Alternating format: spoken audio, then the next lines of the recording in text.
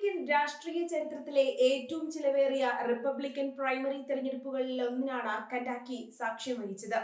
ഈ രാഷ്ട്രീയ പോരാട്ടത്തിൽ അപ്രതീക്ഷിത പരാജയം ഏറ്റുവാങ്ങേണ്ടി വന്ന മുൻ കോൺഗ്രസ് അംഗം തോമസ് മാസി തന്റെ തോൽവിക്ക് പിന്നാലെ ഉയർത്തിയ ഗുരുതരമായ ആരോപണങ്ങൾ ഇപ്പോൾ അന്താരാഷ്ട്ര തലത്തിൽ തന്നെ വലിയ ചർച്ചകൾക്ക് വഴി തുറന്നിരിക്കുകയാണ്. തന്നെ പരാജയപ്പെടുത്താൻ വേണ്ടി മാത്രം ദശലക്ഷക്കണക്കിന് ഡോളറാണ് രാഷ്ട്രീയ എതിരാളികൾ ഒഴുക്കിയതെന്ന് മാസി പരസ്യമായി ആരോപിക്കുന്നു.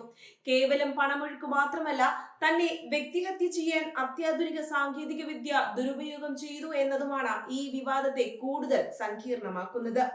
തെരഞ്ഞെടുപ്പ് പ്രചാരണ രംഗത്ത് ആർട്ടിഫിഷ്യൽ ഇന്റലിജൻസ് എങ്ങനെ വിനാശകരമായ രീതിയിൽ ഉപയോഗിക്കാമെന്നതിന്റെ ഭയപ്പെടുത്തുന്ന ഉദാഹരണമാണ് തോമസ് മാസി പങ്കുവെക്കുന്നത്. തന്നെ വോട്ടർമാർക്ക് മുന്നിൽ മോശക്കാരനാക്കാൻ വേണ്ടി AI സാങ്കേതിക വിദ്യ ഉപയോഗിച്ച് നിർമ്മിച്ച വ്യാജ പരസ്യങ്ങൾ വ്യാപകമായി പ്രചരിക്കപ്പെട്ടുവെന്ന് അദ്ദേഹം ചൂണ്ടിക്കാണിക്കുന്നു. രാഷ്ട്രീയ എതിരാളികൾ നൈതികതയുടെ എല്ലാ അതിർവരമ്പുകളും ലംഘിച്ചുകൊണ്ട് സാങ്കേതിക വിദ്യയെ ഒരു ആയുധമാക്കി മാറ്റി തനിക്കെതിരെ പ്രയോഗിക്കുകയായിരുന്നു എന്നും മാസി ഉറച്ചു വിശ്വസിക്കുന്നു. ഈ വിവാദ പരസ്യങ്ങളിലെ ഉള്ളടക്കങ്ങൾ അങ്ങേയറ്റം വിചിത്രവും വോട്ടർമാരിൽ ആശയക്കുഴപ്പമുണ്ടാക്കാൻ ലക്ഷ്യമിട്ടുമുള്ളതായിരുന്നു. തീവ്ര ഇടതുപക്ഷ നിലപാടുകളുള്ള ഡെമോക്രാറ്റിക് കോൺഗ്രസ് അംഗങ്ങളായ Alexandria Ocasio, Cortez Ilhan Omar എന്നിവരുമായി തോമസ് മാസി പ്രണയബന്ധത്തിലാണെന്ന് വരുത്തി തീർക്കുന്ന രീതിയിലുള്ള വ്യാജ വീഡിയോകളാണ് പ്രചരിച്ചത്. യാഥാസ്ഥിതിക ചിന്താഗതിയുള്ള കെന്റക്കിയിലെ റിപ്പബ്ലിക്കൻ വോട്ടർമാർക്കിടയിൽ മാസിയുടെ പ്രതിച്ഛായ തകർക്കാൻ ഈ AI നിർമ്മിത ദൃശ്യങ്ങൾ വലിയ രീതിയിൽ സ്വാധീനം ചെലുത്തി.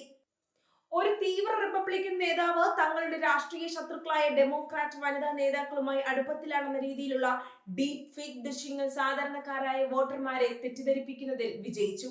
രാഷ്ട്രീയമായ വിയോജിപ്പുകൾക്കപ്പുറം വ്യക്തി ജീവിതത്തെയും സ്വഭാവശുദ്ധിയെയും ചോദ്യം ചെയ്യുന്ന തരത്തിലുള്ള ഇത്തരം ദൃശ്യങ്ങൾ നിർമ്മിക്കാൻ കോടികളാണ് അണിയറയിൽ ചെലവഴിക്കപ്പെട്ടത്. സാങ്കേതിക വിദ്യയുടെ സഹായത്തോടെ വോട്ടർമാരുടെ ചിന്തകളെ സ്വാധീനിക്കാൻ ഇത്തരത്തിൽ ബോധപൂർവമായ ശ്രമം നടന്നത് ജനാധിപത്യത്തിന് തന്നെ ഭീഷണിയാണെന്ന് മാസി പറയുന്നു. തനിക്കെതിരെ നടന്നത് സാധാരണ ഒരു തിരഞ്ഞെടുപ്പ് മത്സരമല്ലെന്നും വൻകിട കോർപ്പറേറ്റുകളുടെയും ശക്തരായ രാഷ്ട്രീയ താല്പര്യക്കാരുടെയും ഒരു സംഘടിത നീക്കമായിരുന്നുവെന്നും മാസി തുറന്നടിക്കുന്നു.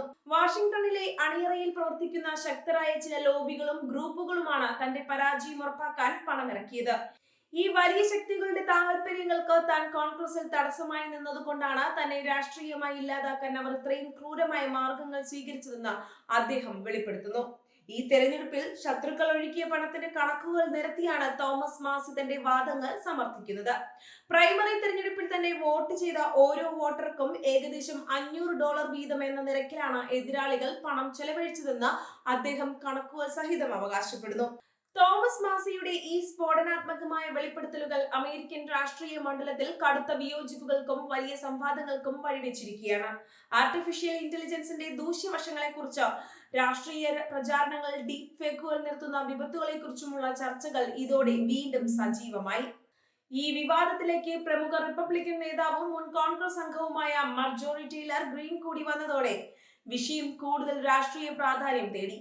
തോമസ് മാസിയെ വ്യക്തിഹത്യ ചെയ്യാൻ ഉപയോഗിച്ച AI ഉള്ളടക്കങ്ങൾ കേവലം രാഷ്ട്രീയ പ്രചാരണമല്ലെന്നും മറിച്ച് അവ നിലവിലുള്ള നിയമങ്ങളുടെ ലംഘനമാണെന്നും ഗ്രീൻ ശക്തമായി വാദിക്കുന്നു. അമേരിക്കൻ നിയമവ്യവസ്ഥയെ വെല്ലുവിളിച്ചുകൊണ്ട് നടത്തിയ ഇത്തരം സൈബർ ആക്രമണങ്ങൾക്കെതിരെ കർശന നടപടി വേണമെന്നാണ് അവരുടെ ആവശ്യം. പ്രസിഡന്റ് ഡൊണാൾഡ് ട്രംപ് ഒപ്പുവെച്ച ചില സുപ്രധാന നിയമങ്ങളുടെ ലംഘനമാണ് ഈ AI പരസ്യങ്ങളിലൂടെ നടന്നിട്ടുള്ളതെന്ന് മർജോറി ടെയ്ലർ ഗ്രീൻ ചൂണ്ടിക്കാണിക്കുന്നു.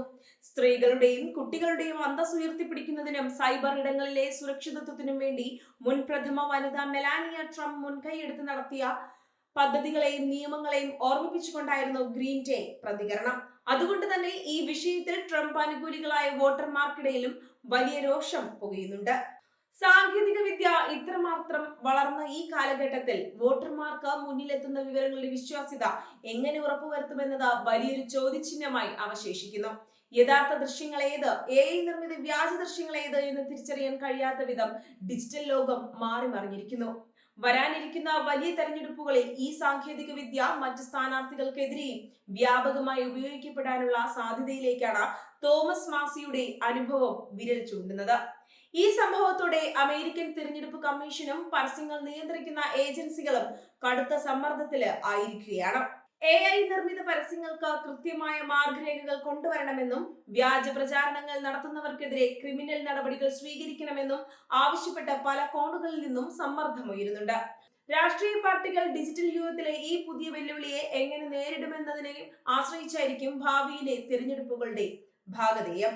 തോമസ് മാസിയുടെ പരാജയവും അതിനെ തുടർന്നുണ്ടായ വെളിപ്പെടുത്തലുകളും കേവലം ഒരു പ്രാദേശിക തിരഞ്ഞെടുപ്പ് വിവാദമല്ല, അത് ആഗോളതലത്തിൽ തന്നെ ഡിജിറ്റൽ യുഗത്തിലെ ജനാധിപത്യം നേരിടുന്ന ഏറ്റവും വലിയ വെല്ലുവിളിയുടെ നേർചിത്രമാണ്.